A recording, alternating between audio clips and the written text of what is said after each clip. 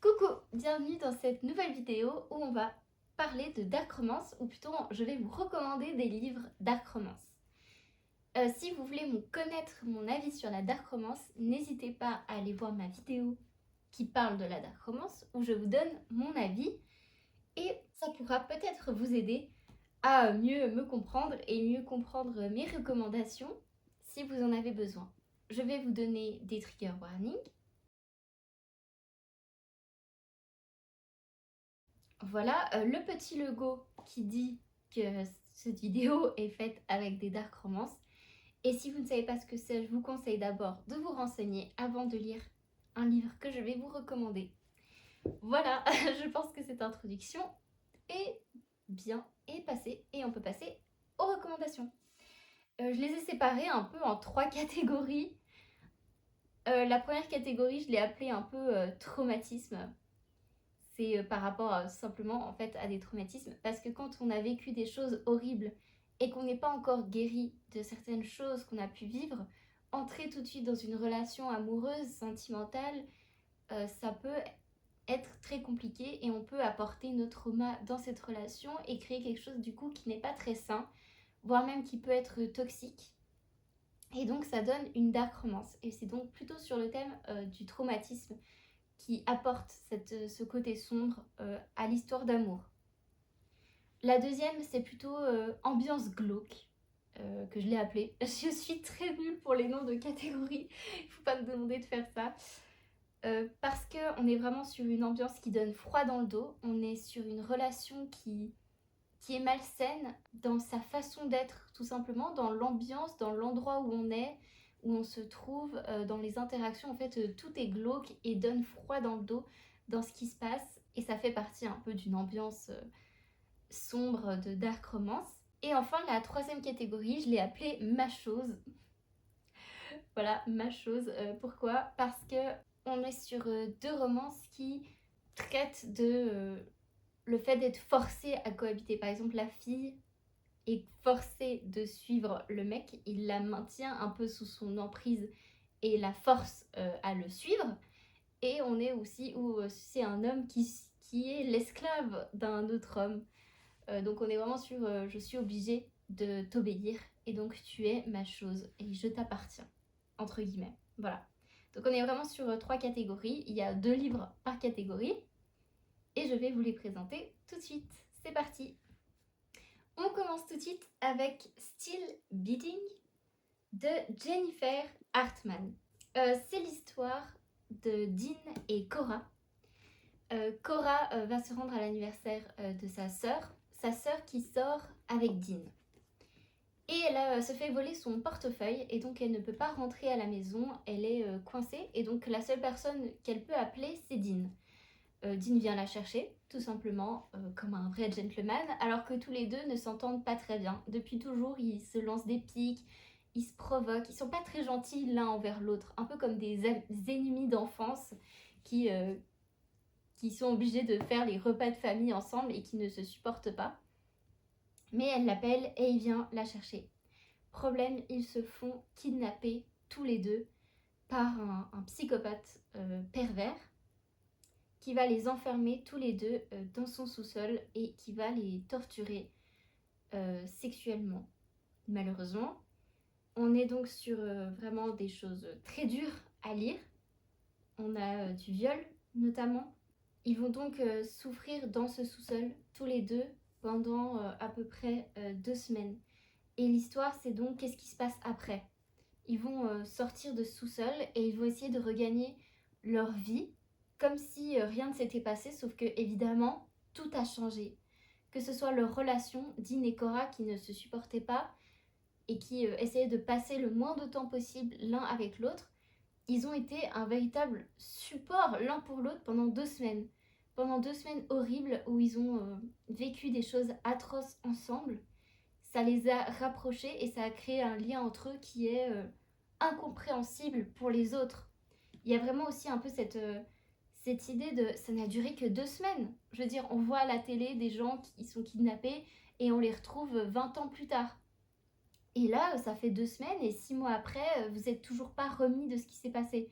Sauf que 2 semaines, c'est énorme. Et même si ça avait duré 5 minutes, c'était horrible. Et donc ça a changé leur vie et leur relation pour toujours.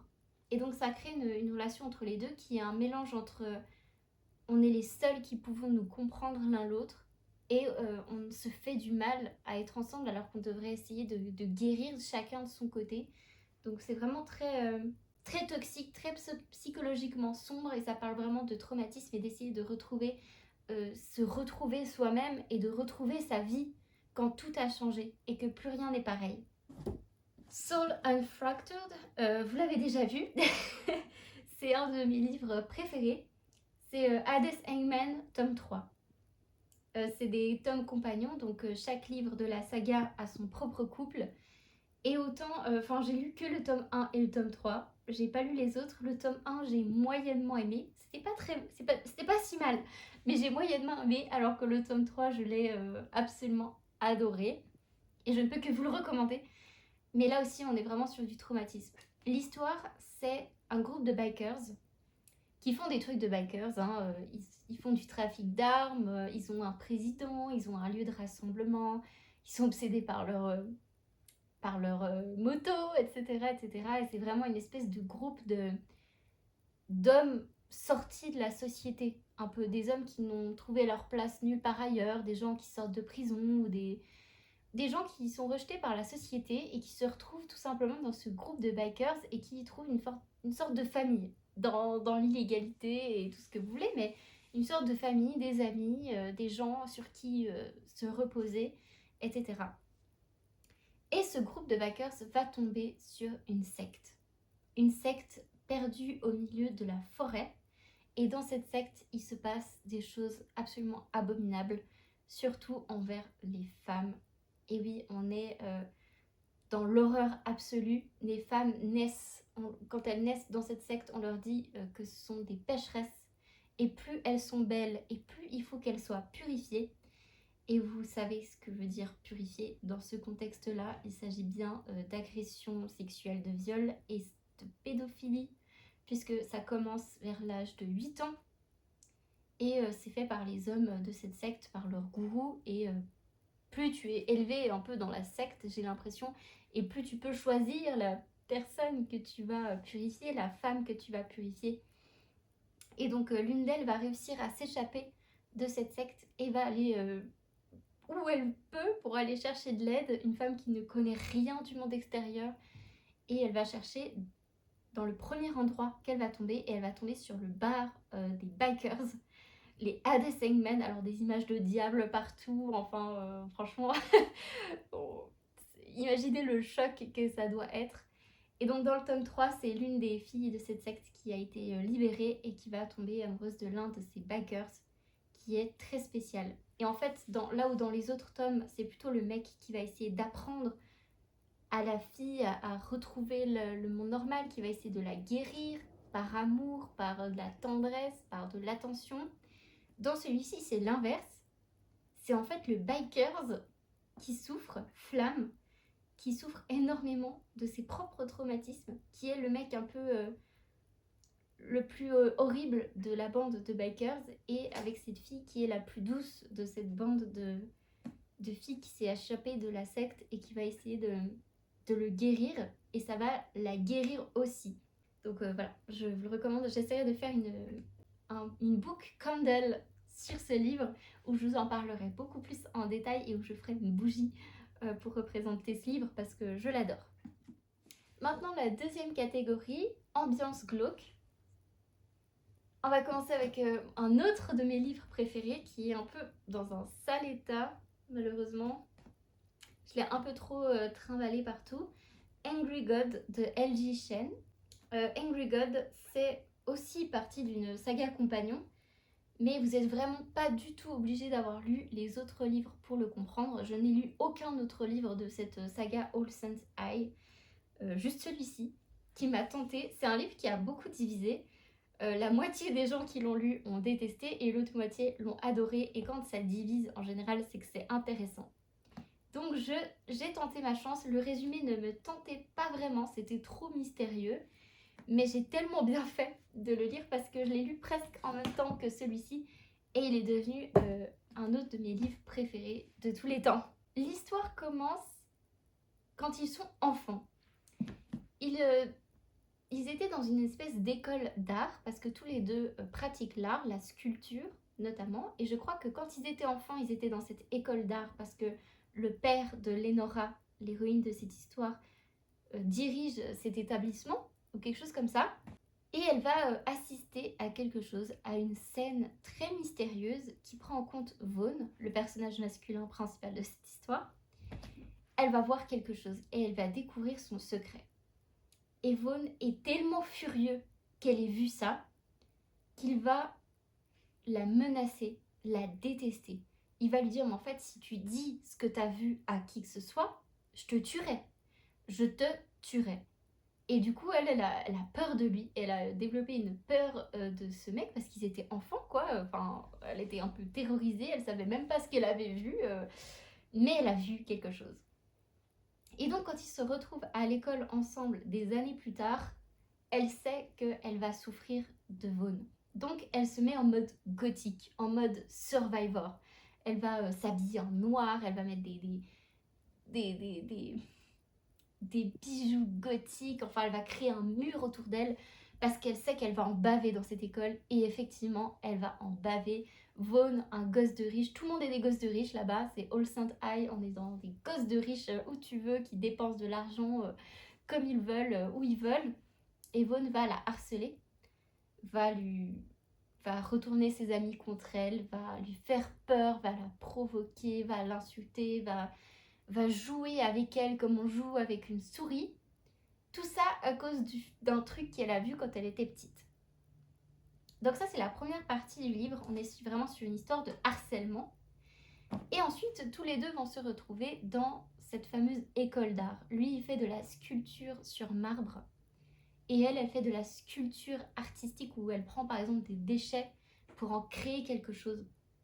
Pour créer quelque chose de beau, de vivant et de vibrant. Alors que Vaughn, il sculpte le marbre, il veut quelque chose de parfait dans le moindre détail. Et en même temps, il met son émotion et son froid intense. Et ils sont dans cette école d'art où l'art est très important et les contextes est complètement différent. Il n'a plus ses potes autour de lui. Il n'a plus de réputation. Et c'est Lénora qui a un peu une réputation dans cette école et la dynamique change entre les deux. Et ils sont enfin sur une espèce de pied d'égalité. Et là, leur relation va entièrement changer.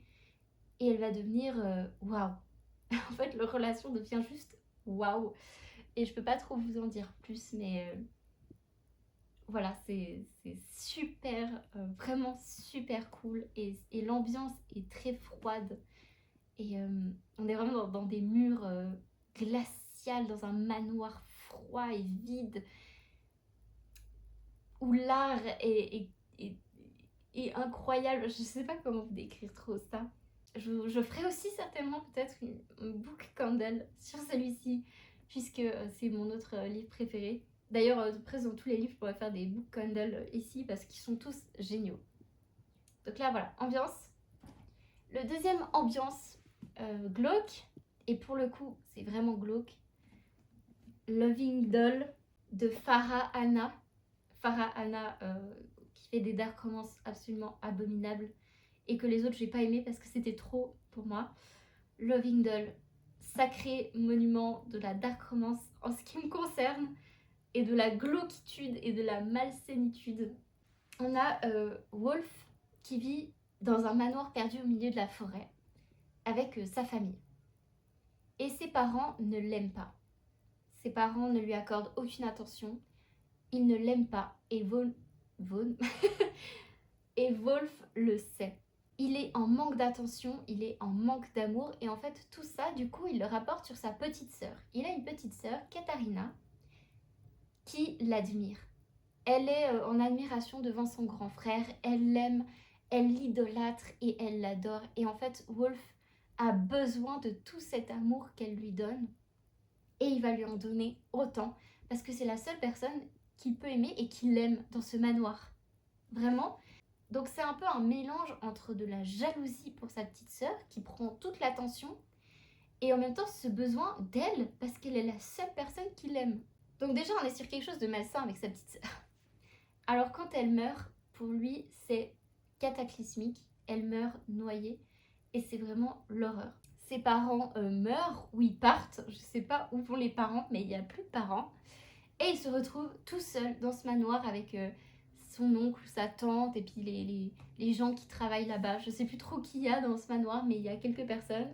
Et il sombre complètement. Il n'a plus l'amour de sa sœur. Et du coup, il n'est plus personne et il se laisse mourir sans amour dans ce manoir. Alors un jour, sa tante ou son oncle, ou peu importe, va revenir pour lui offrir un cadeau d'anniversaire. Et ce cadeau d'anniversaire, c'est une petite fille.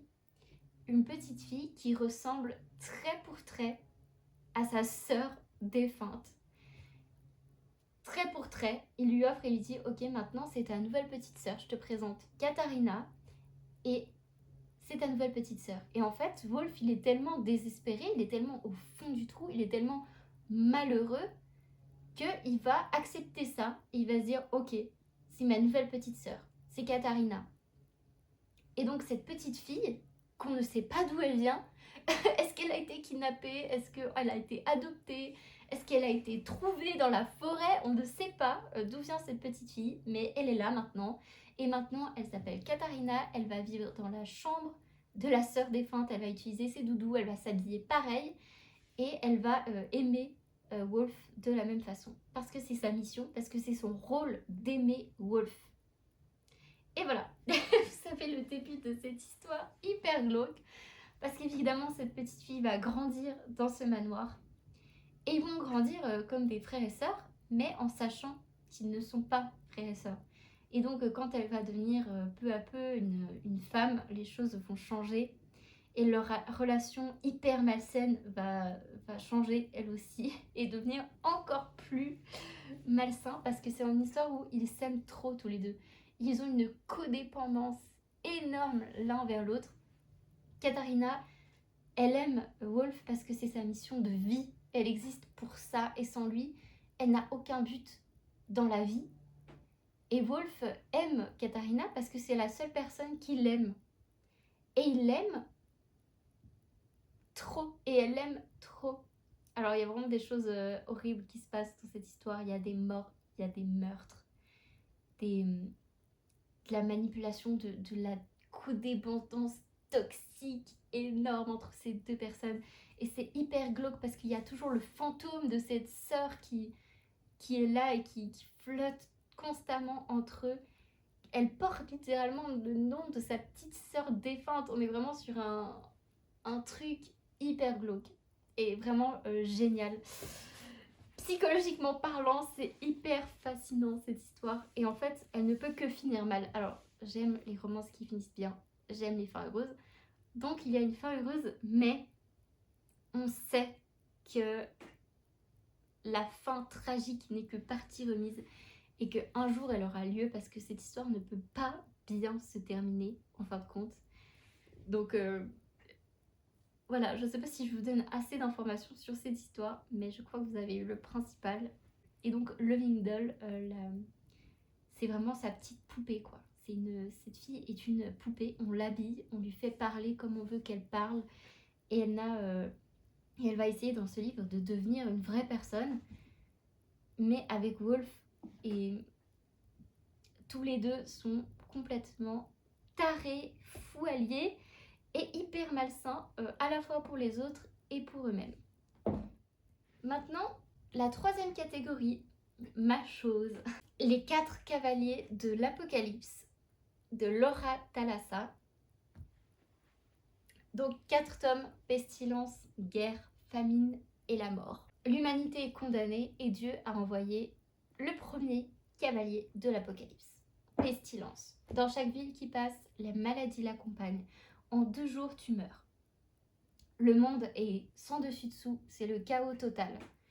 Et dans un petit village paumé, ils savent que Pestilence arrive. Littéralement, l'internet ne parle que de lui et de son trajet à cheval. Il est bel et bien à cheval, ce Pestilence. Et donc, cette fille, Sarah, va tirer à la courte paille avec ses amis. Malheureusement, elle perd. Ça veut dire que pendant que tout le village va fuir le plus loin possible alors que Pestilence arrive, Elle va rester et elle va essayer de le tuer avec un fusil de chasse. Super. Du coup, elle arrive, elle se cache et Pestilence arrive sur son cheval blanc. Elle lui tire dessus. Il tombe de son cheval. Elle se dit ok, plutôt bon signe. Elle se dirige vers lui. Elle le recouvre d'essence et elle met le feu. Et là, elle l'entend mourir, hurler de douleur pendant plusieurs minutes. Et elle s'en va en se disant qu'elle a sauvé le monde, mais un peu traumatisée par le meurtre de sang-froid qu'elle vient de faire. Et là, Pestilence arrive en train de se reconstituer, encore à moitié cramé, prêt à la tuer de ses propres mains, quand il se passe un truc. Il reçoit une espèce de signe qu'on ne comprend pas trop et il va l'épargner. Il va l'épargner, mais il n'a pas du tout oublié ce qu'elle a fait. Donc il va la mettre sur son cheval et il va la forcer à voir le monde mourir. Voilà, c'est ça.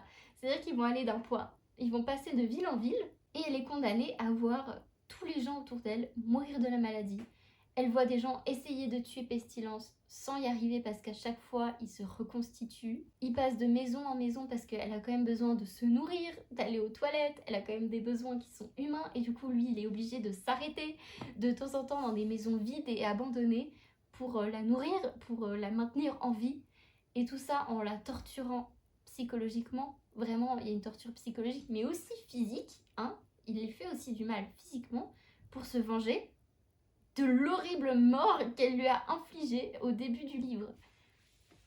Et elle va apprendre qui il est, lui parler, est-ce que c'est un ange, qu'est-ce que c'est comme espèce de bestiole qui est là, est-ce que c'est un démon, on ne sait pas trop ce que c'est, ni c'est quoi sa fonction, qu'est-ce qu'il aime pas, et ils vont apprendre à se connaître, et en fait la personnalité de Pestilence est en fait adorable, sous toute cette couche horrible, il est adorable ce mec. Donc voilà, et n'hésitez pas à lire aussi tous les autres de cette saga, ils sont vraiment trop bien. Mais c'est de la dark romance parce qu'il y a beaucoup de torture psychologique et physique. Et que ce qui se passe là-dedans n'est vraiment pas drôle, on est vraiment sur une fin du monde avec des villes entières qui meurent, avec des membres qui sont arrachés, des combats aussi et des trucs horribles. Voilà. Et on est un mec qui ne connaît pas la nature humaine ou comment on traite un être humain de manière décente et correcte. Et voilà. Mais c'est trop bien. Et pour finir cette vidéo, Prince captif de C.S. Pacat. Là, il y a 3 tomes, c'est l'intégrale, juste ici. C'est un MM, donc 2 hommes ensemble. C'est de la fantaisie sans surnaturel. Donc, il n'y a pas de magie, mais ça se passe dans un autre monde, un peu comme... alors, c'est un peu une guerre entre 2 pays, et on pourrait croire, je crois que c'est inspiré de la France, qui est appelée Vert, et de la Grèce, qui est appelée Achélos, dans cette histoire. Et pourquoi c'est une dark romance cette histoire? Parce que tout le tome 1, il n'y a pas vraiment de romance dedans. C'est une histoire d'esclavage. C'est le prince d'Achélos, Démon, qui reçoit un coup d'état. Des gens se retournent contre son père. Enfin, son père meurt et on se retourne contre lui. On l'emprisonne, on lui met les fers d'or au poignet et on l'envoie à Vert, le pays ennemi du sien, sous une fausse identité, en tant qu'esclave de plaisir pour le prince de Vert, Laurent. Est-ce que vous avez compris tout ce que je viens de dire? Je sais pas. Il devient donc son esclave de plaisir à Vert. Donc en France, on n'a pas des esclaves comme en Achélos où les esclaves font tout et n'ont aucun droit, mais ils ont des esclaves de plaisir ou des mignons ou des trucs bizarres qu'ils appellent comme ça. L'homosexualité est parfaitement acceptée dans ce monde, donc c'est pas du tout ça le problème. Et donc Laurent reçoit ce mec en cadeau et il ne sait pas qui c'est. Et donc Démon va devoir cacher son identité de prince d'Achélos, le royaume ennemi, tout en survivant dans ce monde où apparemment le prince de Vert, Laurent, n'est pas très apprécié tout le temps. Donc on est vraiment sur une relation où c'est un esclave et où il va se faire torturer, où son consentement est complètement ignoré, Mais Laurent ne va pas l'utiliser en tant qu'esclave de plaisir, si vous posez la question. Pas du tout, ça va plus être tu me suis partout, tu te tais, tu fais ce que je te dis, tu m'accompagnes, tu es mon esclave pour absolument tout ce dont j'ai besoin. Et donc le tome 1 est très dur à lire. Esclavage, manque de consentement total, torture physique, torture émotionnelle, torture psychologique. Le tome 1 est très dur à lire, mais après, les 2 tomes d'après sont vraiment des doudous, mais incroyables, que j'aime ce couple si mignon, si doux ensemble, si complexe aussi, ces 2 personnalités complètement différentes qui sont hyper complexes, qui se complémentent absolument à la perfection. On est vraiment sur une espèce d'amitié, respect qui va se créer et accompagné d'amour, et ça va être absolument fou. Cette histoire est folle, et derrière il y a évidemment toute une histoire de complot, de guerre, de trahison. On est sur aussi une fausse identité avec Damon qui est obligé de cacher qui il est vraiment. Voilà, on est sur une super histoire absolument incroyable, où chaque mot qu'ils échangent, où chaque scène ensemble, je les ai répertoriées parce qu'elles sont intenses, mais d'une intensité absolument folle.